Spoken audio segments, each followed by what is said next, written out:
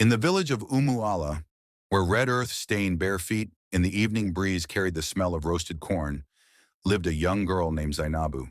She was known for her gentle laughter and the way her songs followed her to the river each morning like shy birds. There was also Kaleshi, a strong young hunter with quick feet and quicker dreams. He carved wooden flutes, climbed palm trees like a lizard, and spoke often of the world beyond the hills, a place of big roads, shining lights, and money that did not come from the soil. Zainabu loved him quietly at first. Kelechi loved her loudly.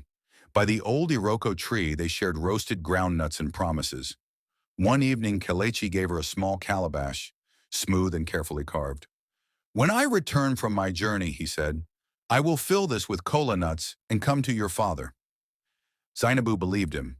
In the village, a promise spoken under an Iroko tree was not taken lightly. Then the dry season came. A trader passed through Umuala, speaking of work in the far town. Kalechi's eyes changed. They no longer rested on the river or on Zainabu's face. They looked beyond. "I will be gone only a short while," he said. "I will wait," Zainabu replied. She waited through the first rains. She waited through harvest. She waited as her friends married and left their mothers' huts.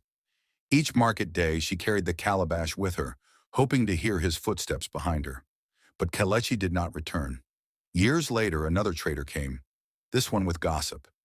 In the distant town, Kelechi now wore fine clothes. He had taken a woman whose hands were soft, unused to farm work. The Iroko tree and the calabash were stories he no longer told. That night, Zainabu walked to the river. She placed the calabash gently on the water and watched it drift. She cried, but not for long. From that day, Zainabu changed. She learned the ways of herbs from the village healer. She became known for wisdom, not waiting. When people came to her with broken hearts, she listened without judgment. One season, a stranger arrived in Umuala, tired, thin, and ashamed. It was Kalechi. The town had swallowed him and spat him out. He stood before Zainabu, unable to meet her eyes. "I was foolish," he said. "I chased shadows."